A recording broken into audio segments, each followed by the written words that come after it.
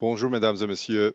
Je m'appelle Hamid Georgiani et au nom du Conseil international du Canada, la chapitre de la capitale nationale, je vous souhaite la bienvenue à cet événement spécial qui a été organisé en collaboration avec son Excellence Jon Allen, ancien ambassadeur du Canada en Israël.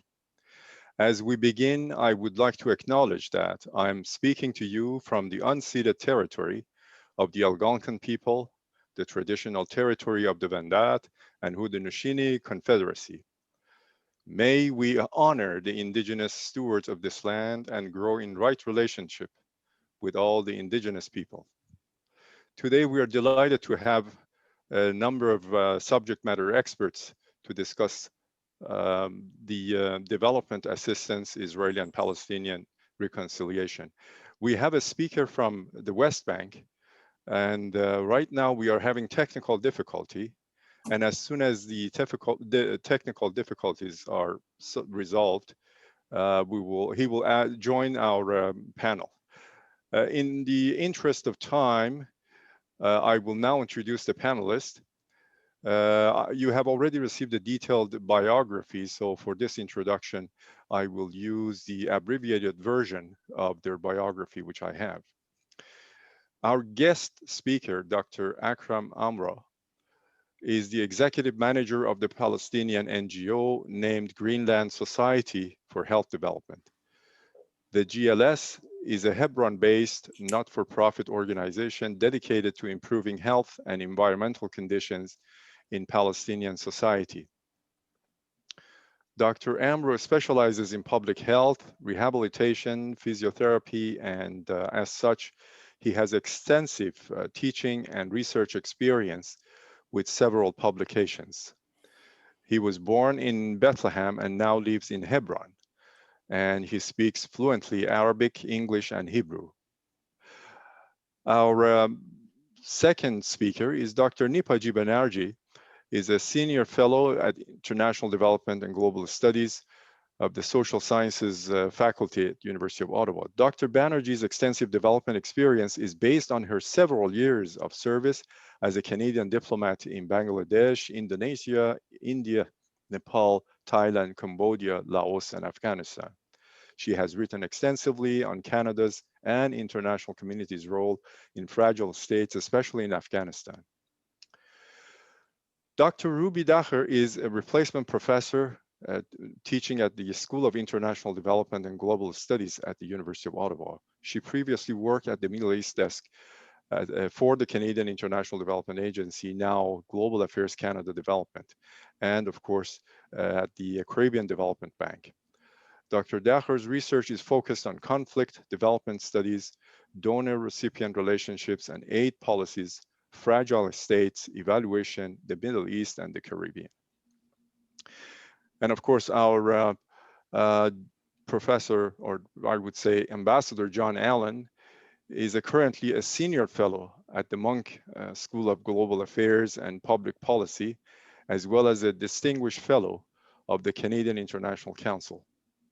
From 2006 to 2010, he was ambassador of Canada to Israel, and afterwards he served as ambassador to Spain and Andorra, and chargé d'affaires to the Holy See. Now, without further delay, I would like to pass on the microphone to Jon, and again, apologies for the delay in getting Dr. Amro from the West Bank. Jon, microphone is yours. Thanks so much, Hamid. Thanks to CIC-Ottawa branch, to you, Hamid, the chair of the Middle East Study Group, to Samuel Amoa, the CIC-Ottawa's webmaster, who juggles multiple responsibilities and still makes this all happen behind the scenes. And of course, many thanks to our panelists today. This all started when I asked CIC-Ottawa to help put out the word about a campaign that Project Rosanna was about to launch to raise funds for our Wheels of Hope transportation projects. You'll hear more about that later. CIC had a great response.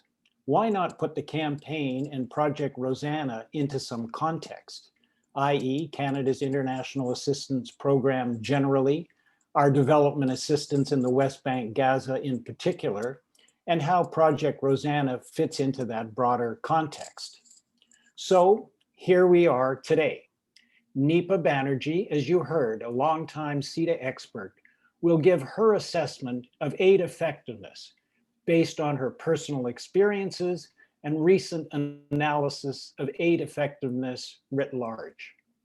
Ruby Dagher, who worked on the West Bank Gaza desk dealing directly with these issues, will give her perspective on what has worked and what hasn't and why. In particular, she'll talk about international assistance in an environment where conflict persists and where aid may have unintended consequences. I'll follow up with a brief description of Project Rosanna and where it fits into these various international assistance paradigms. And finally, if our technical problems are resolved, my friend and colleague, Akram Amro, who runs one of the 3 Wheels of Hope NGOs, and who as a development NGO leader has a long history as a recipient of such assistance, will talk about his project and where it fits into our conversation. We've all promised Hamid that we will keep our presentations short, i.e. 7 to 8 minutes. We'll then have a brief conversation amongst ourselves if folks have points they want to address. And then we're going to turn the floor over to you for your questions and for your comments. So let me now turn the floor over to Nipa. Thank you very much for being with us, Nipa. The floor is yours. Thank you very much, John. This morning, I will talk about partnership for effective development cooperation.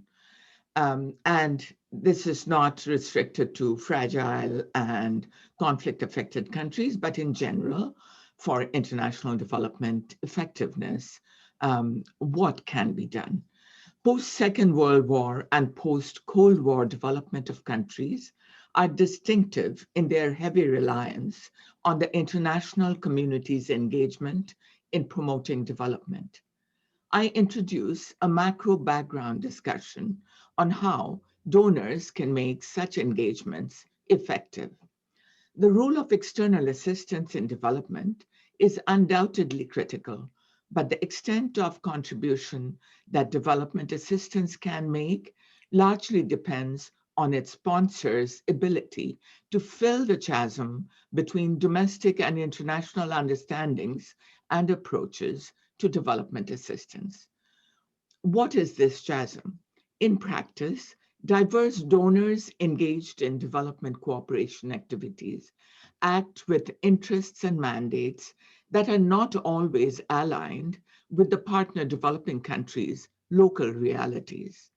The donor actors have varied and sometimes even conflicting values, claims, and directives that do not necessarily match the local priorities and goals, thus generating a chasm. Commitments to certain principles of donors, principles by donors, are essential to fill the chasm detrimental to effective development. What are these principles and how would they fill the chasm?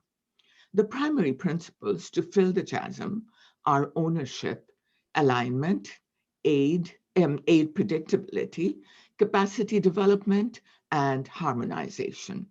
To secure the recipient government's long-term support for donor finance programs and ensure the sustainability of program results, a sense of ownership of the development program by the local government and beneficiaries must be fostered.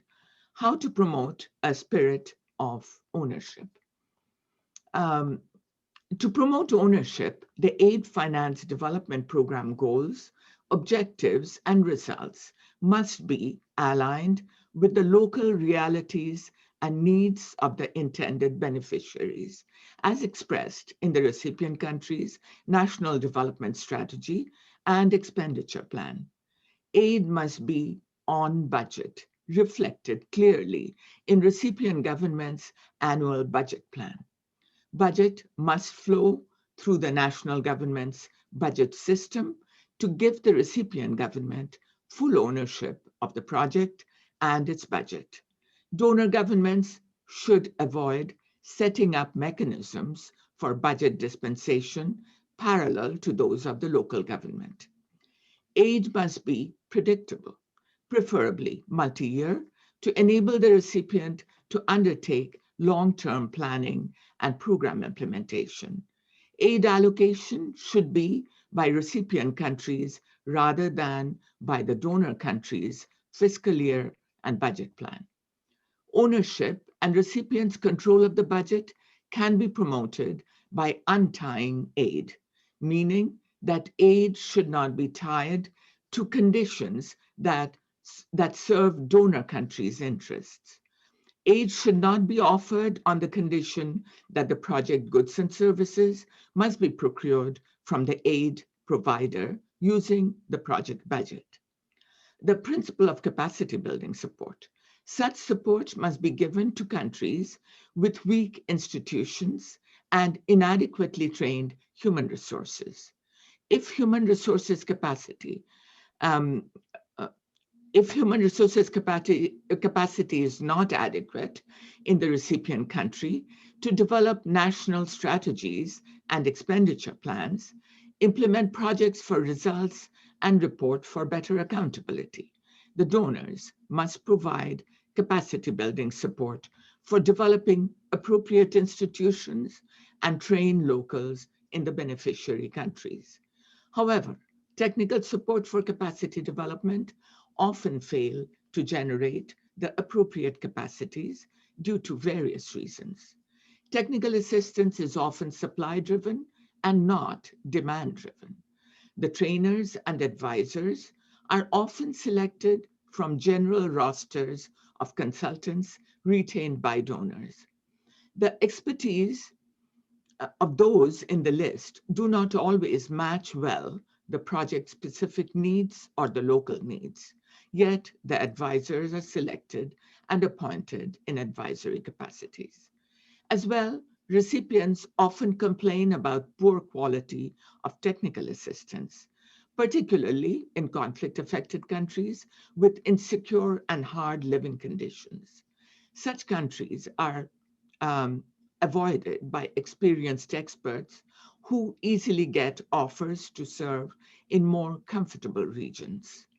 The least developed countries with difficult living conditions are often deprived of the best and most experienced human resources, trainers, and advisors. Instead of capacity building, capacity depletion is noted by recipient countries as they see skilled and trained staff hired away from partner governments and businesses to serve in donor agency local offices. Lastly, the principle of harmonization. This principle calls for coordination between various donors in a country for aid programming and delivery to avoid funding deficits in critical areas while promoting duplication of financing in some others. Donors are to develop joint donor strategies with collective responsibilities to cover the funding of all areas of paramount development importance. The principles I discussed briefly are applicable with some adjustments to all donors, bilateral, multilateral, and non-governmental organizations, with some adjustments, as I said. I will end here, letting us ponder, based on our experiences and research, about the validity of the principles for making aid effective. Thank you much. Thank you so much, Nipa. Really clear, a little depressing, but that's life, both in terms of the recipient countries and sometimes our effectiveness. Let me welcome Akram Amro, who's just joined us from Hebron. Technical difficulties solved. We're now going to go to Ruby Dagher, who, as we said, has real life experience on the ground in the West Bank and in Gaza, and managing that aid from Ottawa. We look forward to hearing you. Thanks so much, Ruby. The floor is yours. Thank you very much, John. Thank you, my co-panelists, and thank you, CIC, Hamid and Samuel, for inviting me to speak. Just a quick note, I don't want to overclaim. I did not manage the aid. I was there as an analyst, but I did do quite a bit of work on the file. So I think following Nipa's wonderful presentation about sort of, aid, I want to focus it on a few things I think that are important, and raise some of touch on the intricacies and the unintended consequences as you introduced, John, earlier on. But I do want to start off by saying that humanitarian assistance, no matter what the critiques or criticisms of it are, is needed. There's no controversy about the need for this humanitarian assistance. We cannot ethically and morally leave people to die or to starve or to live horrible lives just because we are against the manner in which this aid is being provided. So I think the more important part is not to say we cannot provide humanitarian assistance, but it is how do we provide humanitarian assistance and who is in the lead, as Nipa was so graciously talking about. But also let me also say that, as we all know, humanitarian assistance is one part, a small part of development in general, of aid in general, and one has to look at what this humanitarian assistance is actually doing and look at the positive aspects and the negative aspects and contributions. And so if we actually look at the situation, for example, in the West Bank and Gaza, and I'm sure Dr. Akram, I'm not sure, definitely Dr. Akram is way more qualified to talk about this than I am. But if we do look at the situation, we do realize, for example, that the situation has gotten very difficult, and it has been getting very difficult. And we know that a lot of the requests for funding have not been met fully. And we do know that even the United Nations appeals have not been fully funded either. We do know that there are other factors outside the control of the international donor community, sometimes outside the control of Israel, a lot of times outside the control of the Palestinians, that have led to certain situations that have led to this need for humanitarian assistance. And so one has to also step back and look at what does this actually mean. And the reason why I'm talking about all of this is because we tend to want to help, and that is a natural desire and a natural reaction that people have to step in and relieve suffering. It's that reaction sometimes that is also not really properly assessed. So let me just look back at the government of Canada. The government of Canada has an approach, I would call it, in some areas of the world, and kind of Nipa touched on that a little bit in general, where they work with what they call trusted partners. These trusted partners are mostly international NGOs or the United Nations. And the reason why they do that is because they don't want to unwittingly, or one of the reasons why they do that, they don't want to unwittingly provide funding for terrorist organizations or organizations that are listed or linked to terrorist activities, and especially listed on the Canadian government's list of terrorist organizations. And so the fallback, the risk averseness of the government of Canada leads the government of Canada to work with what they deem to be trusted partners. Unfortunately, in doing so, they're actually not supporting the amazing and wonderful, numerous amazing and wonderful local organizations that are not linked to any of these so-called terrorist activities or groups that are doing wonderful work, and where that money that is being sent has, if I could call it that way, a bigger reaction or bigger result than it would if it went through the administrative systems and structures of large international organizations, where we know that some of this money is used to pay off certain admin expenses that are much larger than what local organizations would have. Some of the middle ground would be to work with these large organizations who tend to work a lot with the local organizations, but make sure that these large organizations are actually sending the funding in a timely manner, in the amount that they're supposed to be sending to the local organizations, and not dictating to the local organizations what these local organizations are supposed to be doing. And so when we work with these trusted partners, there is that unintended consequence of undermining local voices, of undermining local organizations, of undermining the empowerment of locals to make change that is necessary in their environments. This is very important, especially since in the case of West Bank and Gaza, especially since there are a lot of issues that are both at the political level and also at the development level that are out of control of the local people. So what we can talk about is maybe focusing on providing this humanitarian aid to the local population. So for example, I think it was back in May, our Prime Minister announced $25 million to go to support humanitarian assistance, 10 million of which was supposed to be immediate, to support Palestinians following what happened, the war against Gaza. However, Project Browser, which is what they ask you to click on when you get to the website. And when I worked on Project Browser, I know that anything above 10,000 is supposed to be automatically put into a Project Browser, has nothing as of yet related to that. So we don't know whether this money has left or has not left, and what is happening with this money, but all the description is talking about trusted partners. The thing that's really important, I think, to understand is that if the government of Canada really wanted this reconciliation, this is what is written in as a title of this talk, reconciliation is talking about, it involves truth and reconciliation. It's not just, you cannot reconcile if the truth is not out there.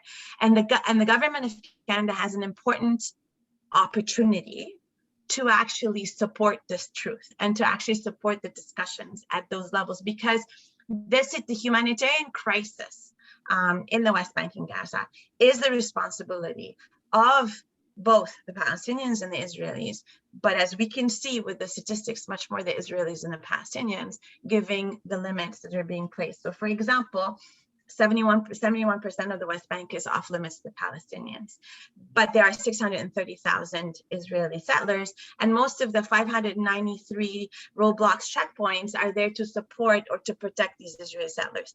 The government of Canada does not recognize settlements, recognize them to be illegal at the international level, but yet the government of Canada is not doing much to actually end or stop or put pressure to actually limit. And those roadblocks, these checkpoints have a direct effect on the livelihoods of people, have a direct effect on the situation of people, and therefore have a direct effect on the fact that a lot of people who are severely impacted by them require aid because their food security is being impacted significantly. And so that you can see that there is this sort of cycle that actually happens. So unless the government of Canada wants to engage in truth, wants to engage in recognizing what is actually happening, wants to engage in talking to the Israelis, also to a certain extent with the Palestinians, on issues that are difficult, that are impacting people's lives, I think what will continue happening is we will continue providing aid to support people. But then the unintended consequences of that as well is that we are actually legitimizing a lot of the systems and structures that are happening, but we're also legitimizing a lot of entities like Hamas, indirectly legitimizing Hamas, who are claiming benefits of these humanitarian assistance indirectly, and who are using what the international community is doing, including the government of Canada, to improve their standing and to criticize the situation of the Palestinians in general. I'll leave it at that, but one quick note though before I stop is that if you are interested, there's a very interesting book that is forthcoming called Canada and the Unmaking of Palestine, co-edited by Nipa Banerjee and Jeremy Waldman, and I have a chapter in there specifically about humanitarian assistance to Gaza, Canadian humanitarian assistance to Gaza, and the impact that this has had for Hamas and for Israel, if you're interested in reading some more. And I'll leave it at that. Thank you. Thank you so much, Ruby. Put the name of the book, if you will, in the chat so everybody can see it and that we can get it well distributed and that you can get the recognition that you deserve and we can get even more detail on what you've just had to say. I'm going to comment a little bit about what you just said at the end of what I'm going to say right now, because Project Rosanna has actually been in that catch-22 situation of being a not yet trusted partner, but the ability to become a trusted partner with GAC is a treacherous and a difficult path, to say the least. And I can also comment briefly on Canada's ability to really change the situation, we can talk about that. But let me first of all talk about Project Rosanna, which is an international multi-faith nonprofit that builds bridges between Palestinians and Israelis through health. 100,000 permits are issued annually for Palestinians to be treated in Israeli hospitals for illnesses that can't be treated in the West Bank, in East Jerusalem, or in Gaza.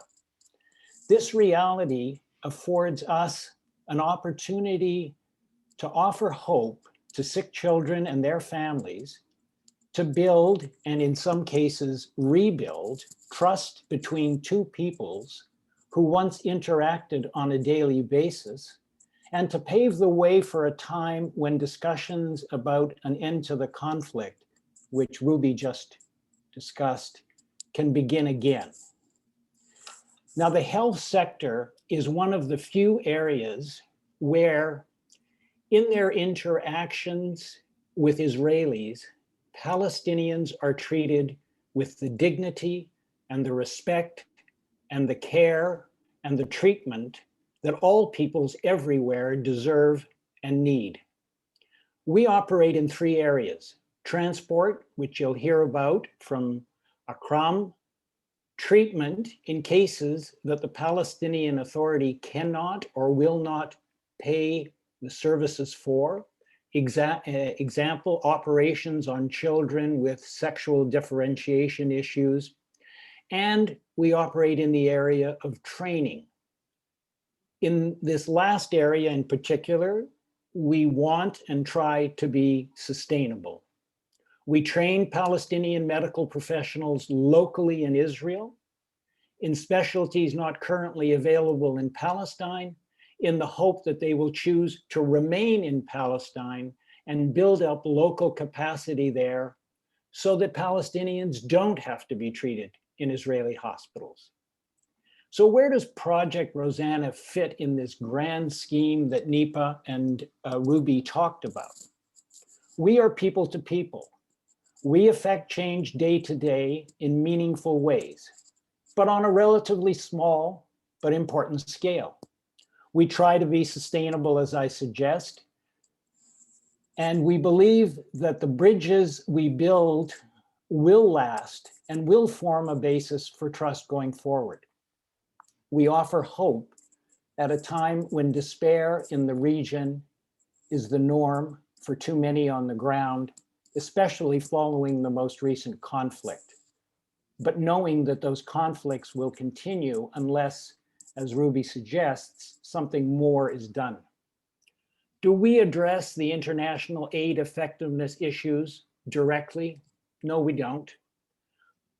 Are we solving the conflict in the short term in order to improve aid delivery on the ground? No, we aren't.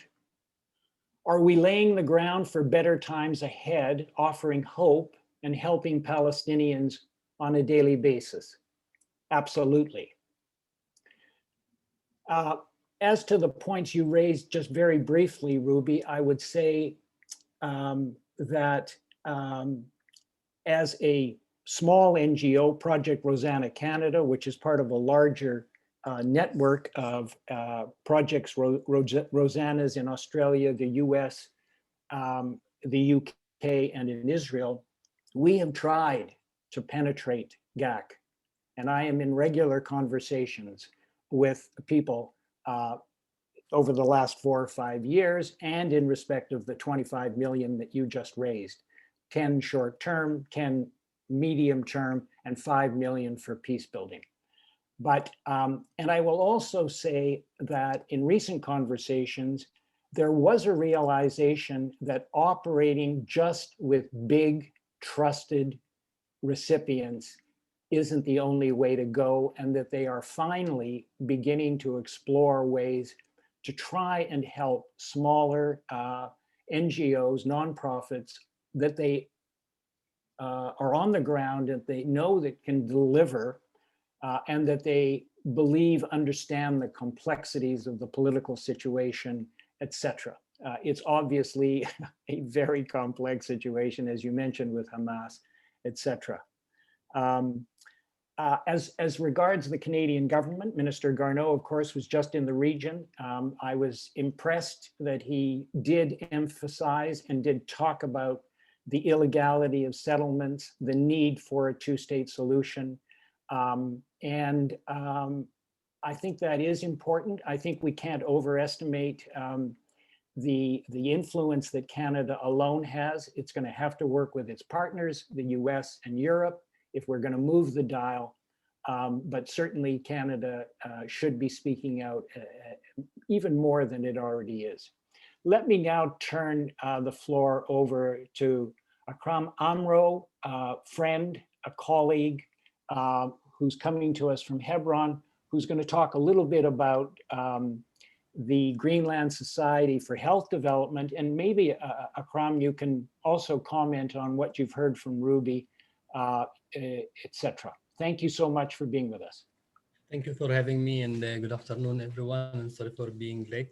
And before I speak about our project funded by Rosanna and about Wheels of Hope, maybe it's good also to comment on the issue of international assistance in general when it comes to financial assistance coming from Canada, the States, or the EU. I think we spend too much focus and attention on proving that this money in anyhow is not going for Hamas or even members of Hamas. And actually, it's very clear that when we talk about humanitarian assistance, and by definition, humanitarian, it looks for a human being in need.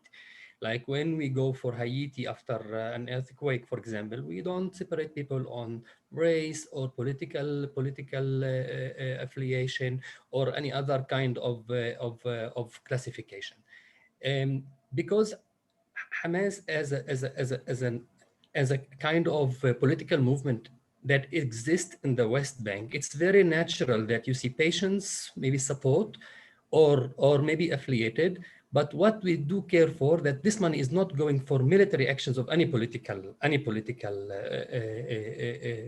party or group. So we have been discussing the issue of international aid in general, and how much does it really support its objectives. We have two ways. If it goes to NGOs, then we care too much if it's going to terrorist organization. And if we go for governments, we think, is it corrupted? And between the two, usually the donors are hesitating.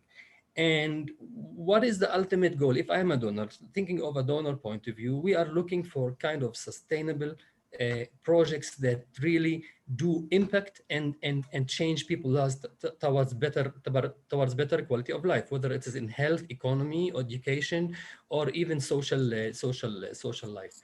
And most of the type of projects that come, unfortunately, it comes for kind of like small impact and high media coverage activities that would kind of fake or cover the reality of the situation in the Middle East.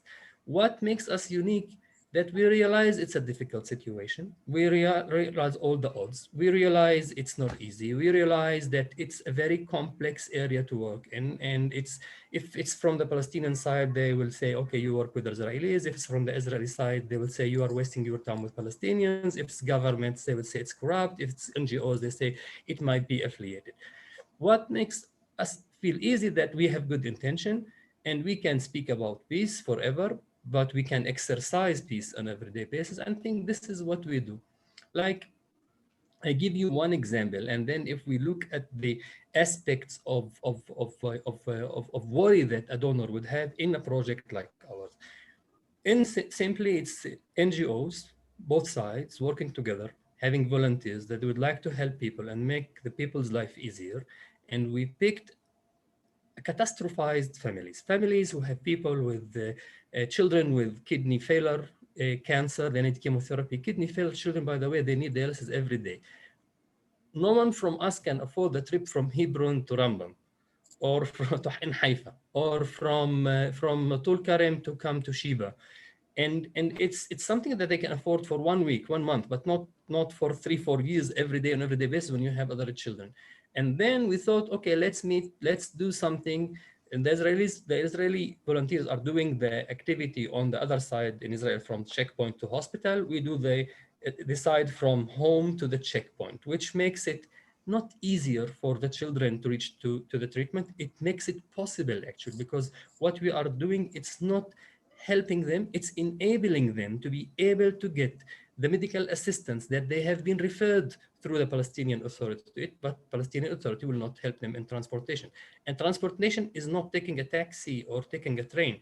Transportation means that someone from an isolated village who wants to be at 8 o'clock in the morning in the hospital should be 4 o'clock in the morning ready, where there is no transportation, no public transportation. It's not even safe, like to be in the mountain waiting for anyone to come. And it's not easy for people. It also do it both ways. When they see someone with an oxygen cylinder, some people want to help, but others say, I don't want to be in trouble, something would happen. So what we are doing is actually basic, direct to the point, humanitarian assistance for people in need, changing life. This is the humanitarian aspect of it. And with the time, having the children, their families, the Israeli volunteers, Palestinian volunteers being in one of those fun days that we do on the beach, or we do in, it is exactly bringing the people together in a way that they discuss the case of children and which children is more annoying or is more kind or who is more nervous. And then people share the stories of the children, and the children share the stories of the bad drivers with whatever bad music they put, or they drive fast. This kind of concerns and practices that we do every day that saves people lives, enabling them to get benefit from the medical referrals. In a way or another, we're making peace. If someone is talking about what contribution of peace we have, if he defines peace as a peaceful agreement between two governments, I tell you, we're not doing that. And we can't be blamed for that. And we are not aiming for that. We are doing what the agreement should do in the future, bring people together. And I think bringing people together before that, I think it's a pre-success, and it can show a different example. Our aim is to have this kind of relations in health, economy, and in all aspects of life. Like, I give you one example for the priorities from different eyes now. Canadian government wanted to help Palestinian people by supporting the judicial sector and building courts. It's good because they are kind of building infrastructure for the coming Palestinian state from one side. But from the Palestinian side, we look at who decided. Is it really the priorities? Is it more important to have a fancy big court with a motivated judge, or to have a fair judge in a rented old building? For us as Palestinians, there are so many things that on the list as a priority before going to build a fancy court. For me, building a hospital where those children are not going to Israel is more important, much more important than a big kind of it's like capital building to have like where all the courts are in every city. But who decides? Is it the people? Is it the NGOs? Is it the governments? Is it the donors' governments. And if I send musical instruments for people starving in Ethiopia, it's nice, but it's not really the priority. So if I look at the Palestinian state as a state and the Palestinian community and put international donations and I classify it based on the ultimate outcome and deliverables that will sustain for the future. Actually, there are many questions that we can ask as not as NGOs, as Palestinian people.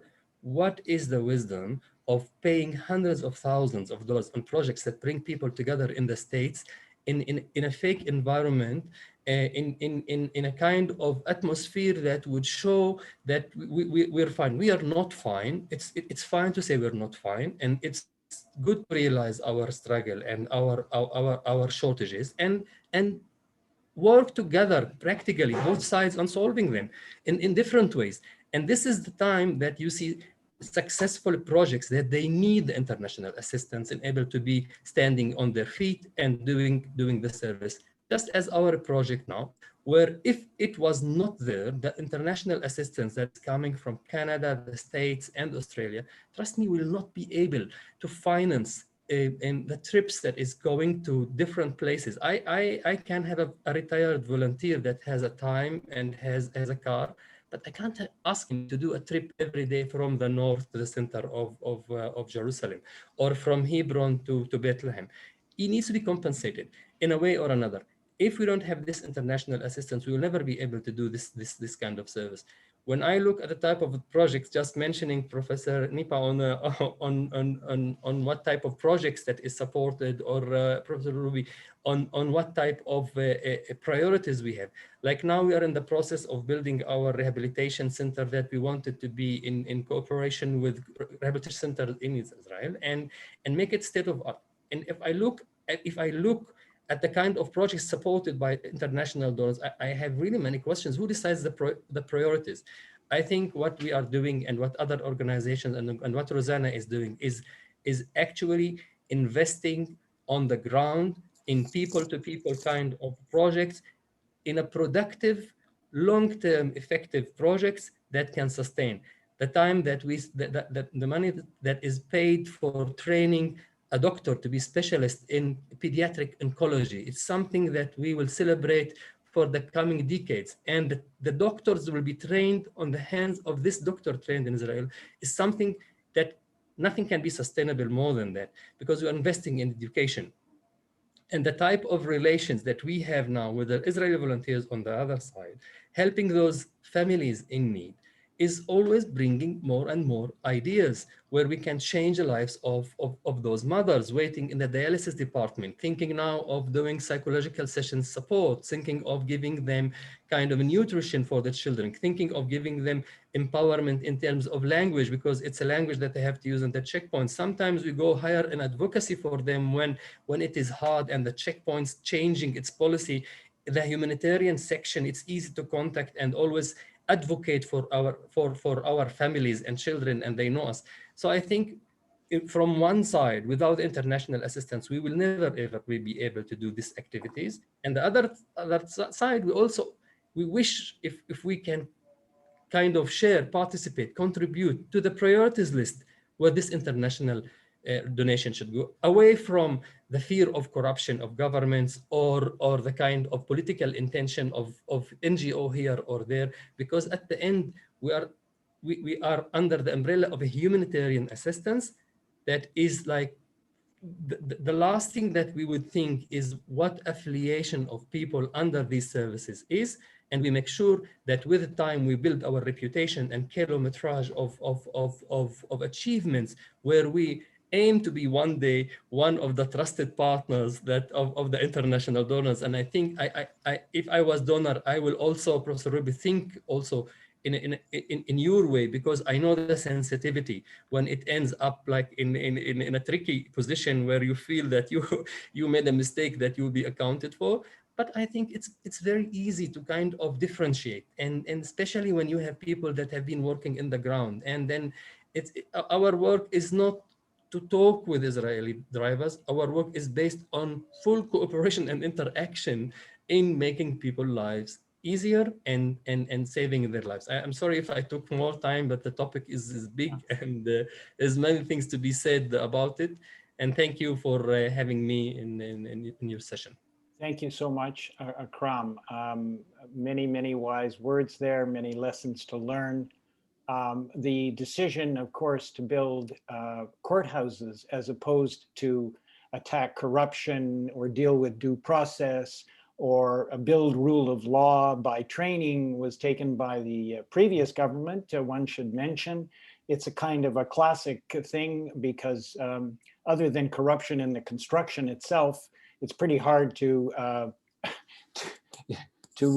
attack a building being built. But as you so rightly point out, Akram, really, what is it doing for people on the ground?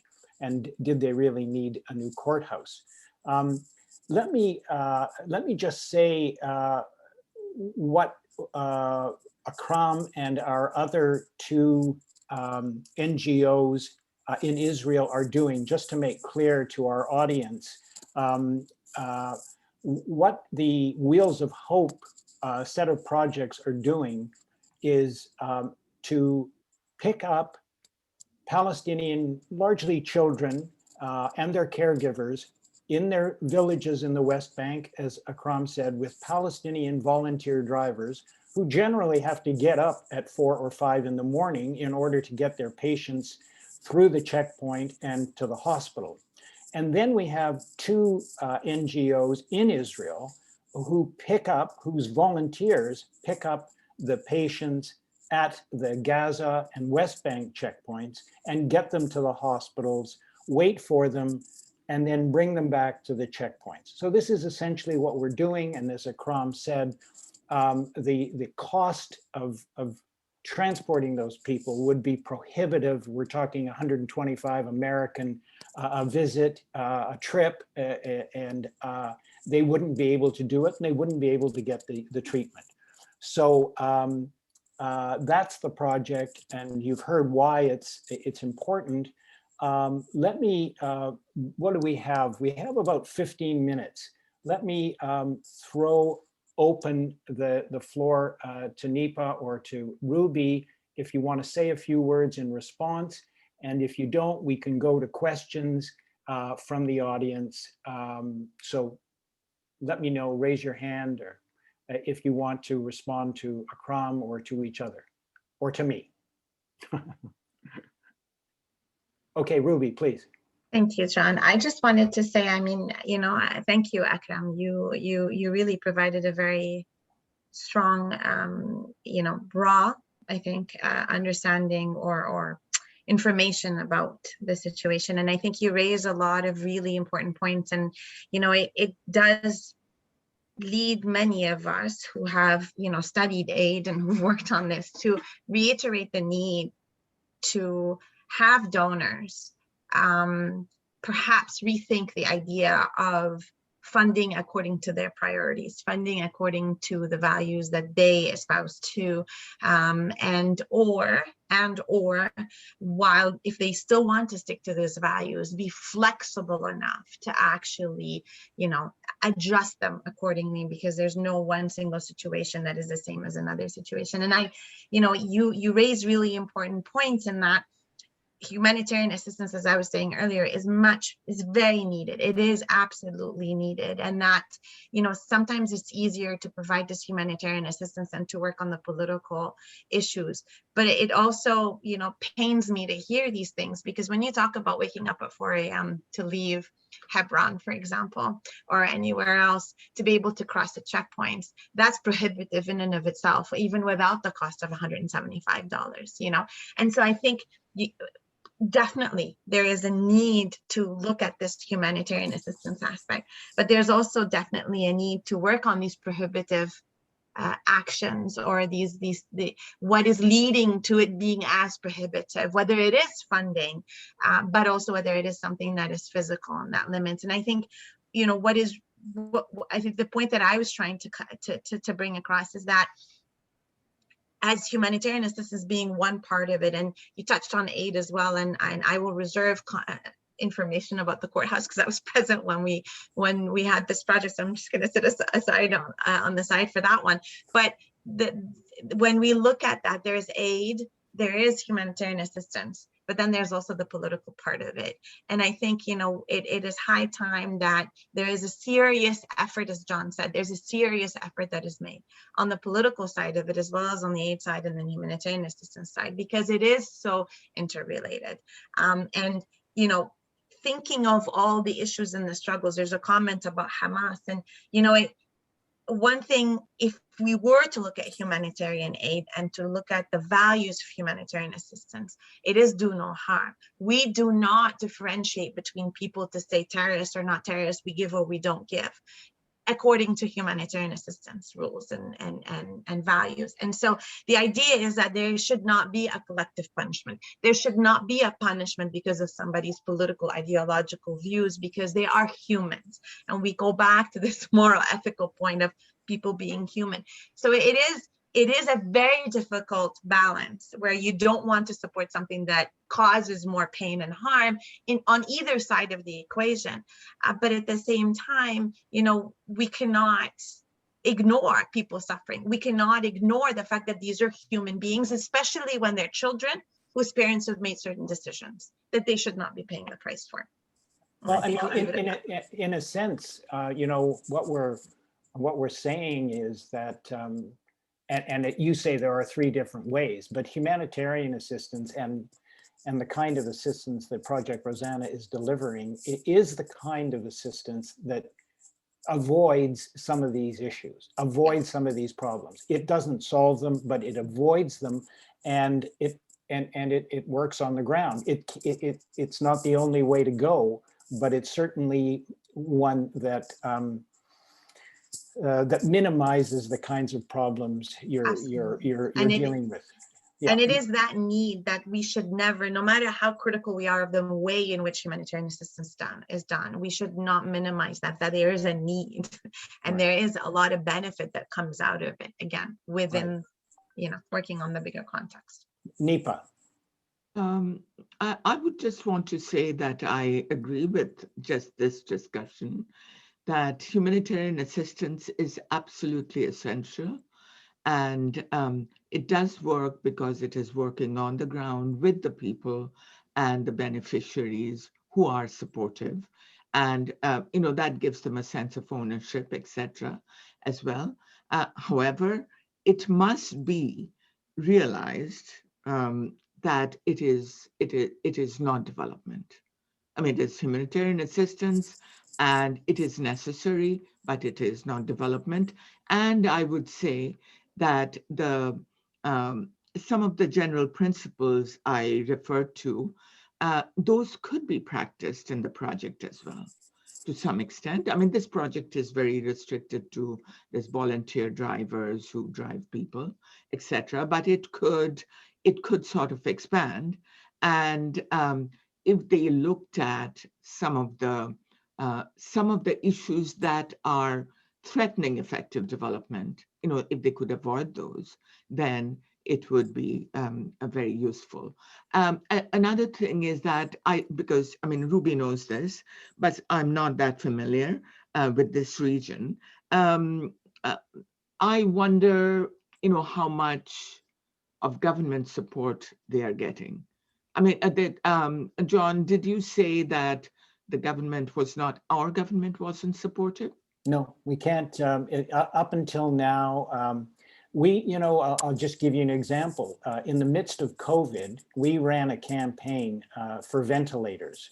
We raised $750,000 to provide 21 ventilators and all related ICU equipment. Those are, principal ventilators, minor ventilators, all of the equipment. We delivered those ventilators to the West Bank, unfortunately not to Gaza, that's Palestinian politics, but we delivered them to the West Bank and East Jerusalem. We tried to get money from GAC. We brought GAC and the WHO together. We at one point said, forget about Project Rosanna, we don't want your money, just fund the WHO, let the WHO pay for the ventilators. Anyways, it's it was complicated. So until now, we have not broken through. You know what the rule is. As a non-trusted partner, you have to join with a trusted partner on a project to become a trusted partner. Well, you know, so we're working with PWRDF, or we're going to work with Right to Play or others, but it's the process is, I think it's one of the most complicated development processes in the world. And I know it's way more complicated than Scandinavia and Australia and even USAID. But that's life. We have private donors, and we will continue to press. The Minister of International Development's a great supporter of Project Rosanna personally, but you know, the government has its rules. But we will continue to press, and I'm having a little trouble sending out the Project Rosanna website, because my messages only seem to go to panelists. So for all of you, if you're interested, go to canada.projectrosanna.org, and you can see what Akram is doing in the West Bank, and what we're doing in terms of training, and what we're doing in terms of treatment, etc. So let's. There are 3 questions I see so far. Hamid, do you see more? Tag seems to be the questioner on all of these cases, and most of what Tag is saying is that what we need is a comprehensive political settlement, and I think we all strongly agree that that's what we need, and that's separate and apart from the conversation about aid effectiveness and what we're doing on the ground. You know, you asked the question about Hamas and what do we do with Hamas, essentially. And it's a very, very complex situation. I think if not for the United States, which has passed legislation that says Hamas is a terrorist group, a lot of this agony over Hamas might be more easily dealt with. But it's true what Ruby had to say. I mean, Hamas has no interest in peace at this point in time. Not peace that involves a 2-state solution, I'm afraid to say. And if you don't believe in a 2-state solution, then that's fine. But Hamas's charter and Hamas's words are such that they're not involved in the kind of peace that the West, the United States, Europe, and Canada has been promoting. So what do you do with them? You know, right now, as Ruby suggests, they're the player. They're the ones whose popularity has increased as a result of the recent conflict.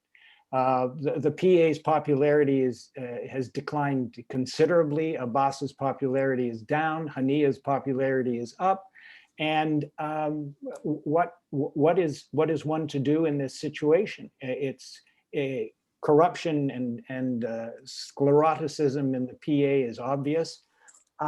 There's really, we're at a bit of a logjam here until we get new leadership on the ground in Palestine writ large, and leadership that is prepared to work with each other towards an end. First of all, they have to decide what end they want, and then they have to get together, because otherwise Israel can continue to exploit the lack of unity between Hamas and the PA, and that. Well, Ruby, sorry. Sorry, if I could add one thing, and this is something that, you know, it's as an Arab myself, you know, I try to get this point across, and I think at some point, part of it, Akram was trying to also make that point, is that, you know, the decision is not the West. The decision is for the Palestinians, and if the Palestinians support Hamas for a reason or another, the best bet for the West is try to understand why. Rather than to claim them to be wrong for supporting.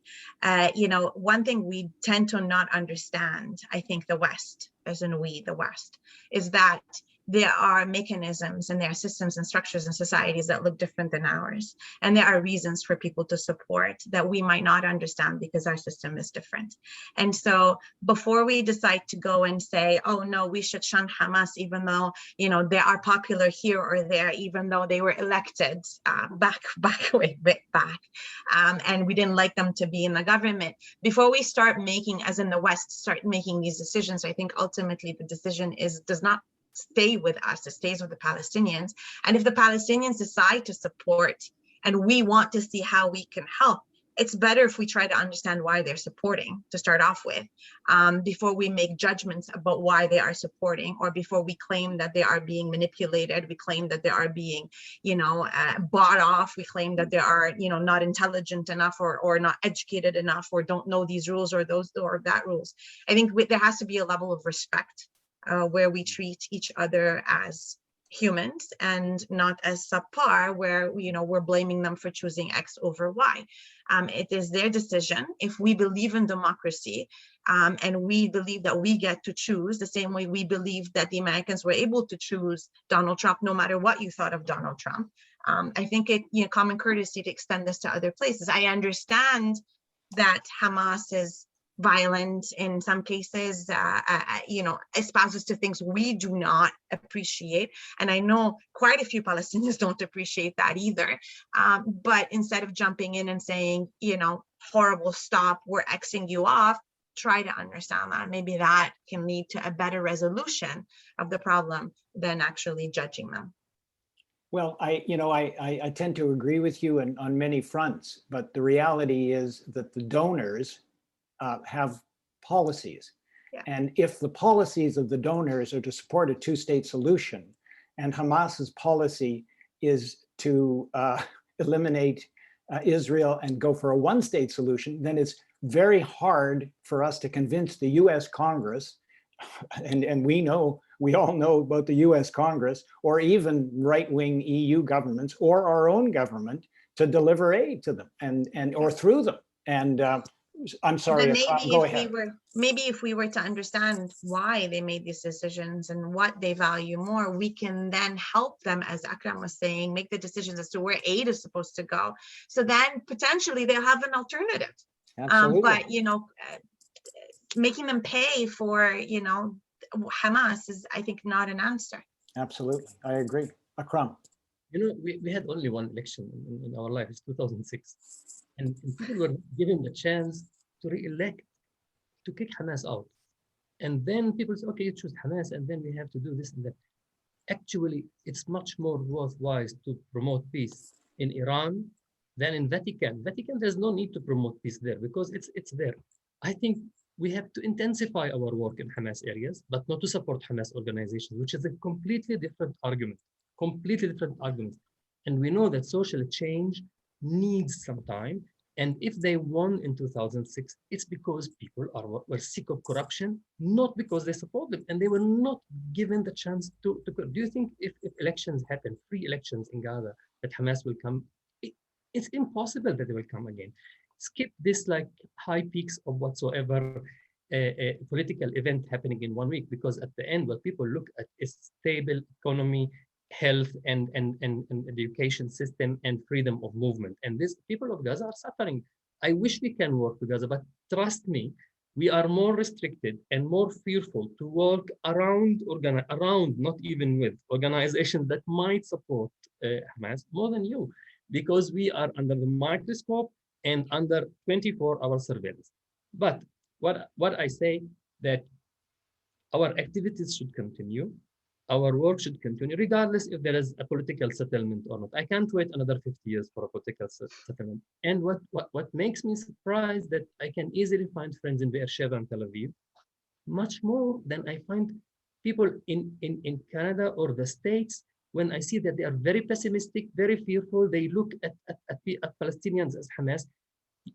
We should not follow, actually, the kind of negative emotions and negative energy coming from Brooklyn or coming from Australia, or based on people who sees this Middle East from the CNN point of view. It's much easier. When I sit yesterday with Larry, the head of Human Without Borders, And we're busy planning for the trips of the children and what we will do for mothers and more volunteers. How can we reach more people? We did not think of reconciliation because it's beyond our backs. We're beyond this level of kind of interaction. It's not pushing two people to sit in 5-star hotel to speak about peace. We're practicing it, we're exercising it, and we're looking beyond that. And we're looking to start our next Rojana project that we will see the light when we get the proper donation. We want to do the women's health project where we get women coming to Augusta, Victoria with stage 4 breast cancer that could have been prevented because nobody reached the Bedouin community. But I can't do this without a mammography and without transportation and without a car. I need this car, I need this. Until I convince the Canadian government that we are semi-trusted partners or trusted partners, I don't care if they give the money for the Likud in Tel Aviv, Likud party, and they buy the car and the mammography for us. I don't care if they do that. What I need the mammography and I need the car. I don't go into the details of who's trusted and how can I qualify myself up to this level. So to be frank, from a humanitarian point of view, those projects and other projects in the area, humanitarian and economical development and cross-border projects of education, agriculture, should be supported. I think they must be supported. If it's from human point of view, they should be supported. If it's from political point of view, it is preparing the atmosphere for the future two-state solution if the governments are still convinced of that. And we should not wait for the settlement that I can't see it will ever happen between a president who does not want or a president who cannot sign an agreement. And between the two, there are like the future of 5-10 million people living in this region that they can listen only to the right wing, extreme 5% in both sides to decide if I want to help in building a clinic or checking women's health or building a rehabilitation institution. We will build our rehabilitation institution. We will get our staff trained in Israeli organization. We'll do mutual research. We'll find people who are brave enough to donate and help us in doing this, regardless to what's happening in CNN or BBC. They are not changing with the change of it because we've been working with our Israeli volunteers in the time of war and in the time of peace. I can't change my agenda. I can change my strategy, and my road tomorrow could be changed based on actions and wars and hot points that I have always to care if there are settlers on the road or if there are clashes on other roads. I can change my way, but I will not change my aim. This child should reach the hospital. I will continue to do what we do, and it's an open invitation for people, organizations, governments to join us. We look at opportunities. Other people look at obstacles. If you look at Hamas, Hamas is staying in Gaza. Even if the Pope and the Vatican is ruling Gaza, there will be Hamas people there. I cannot stop helping the Christian Anglican hospital in Gaza because Hamas is around that hospital. I have to do this. I have to, because how am I going to contribute to the change, the social political change? I promise you, every penny that came into this area, it's a political money. The courts is preparing for a Palestinian state. The Wheels of Hope is preparing for people to people and wider community working together. And it is the easiest thing to join on a humanitarian assistance and help, because no one really has to debate if what we are doing is good or not, because it's 100% good. But if we look at the current interaction, when you think of 300,000 workers go every day to work in Israel building agriculture, if I look at the merchants with 50-50 money, if I look at the people that are doing, we managed to put people to do their masters and PhDs in Israeli universities. If I look at the children and who are getting their dialysis and their chemotherapy in Israel and radiotherapy, peace is there, and it's just, as explaining, it's like the metro of London. From above, you will see nothing. You will just see settlements, checkpoints, poor people living in the camps, and you can keep this image forever. But actually, it's an everyday practice of people-to-people component and people are really tired from waiting to see this agreement. I don't expect we'll see another Camp David again when everyone will celebrate it. I don't think so. It makes us even more enthusiastic and more responsible to change it on the ground, where the time it comes, it will not significantly change our life because we are there already. Okay, I can see that. Thanks so much for that, Akram. Thank you so much to Nipa and to Ruby. When I see Hamid appear again, it means that we've probably overstepped our time. And I'm going to turn the floor over to him, but I really do thank you all for your contribution. It's important. I will just end by saying, Akram, I never give up hope for the two-state solution. I will not give up hope for it. It may not happen in my lifetime or yours, but it has to happen at some point because the Palestinians deserve a state, they deserve self-determination, and Israel, unfortunately or fortunately, depending on your perspective, is not going away. So let's hope for two states and peace at some point. Hamid, over to you. Thank you, John. And let me, by congratulating our distinguished guest speaker from the West Bank, Dr. Akram Amro. And I also want to thank John for giving us this opportunity to be able to invite Dr. Akram Amro.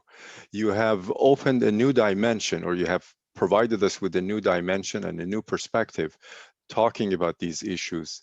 And I would like to thank you for that.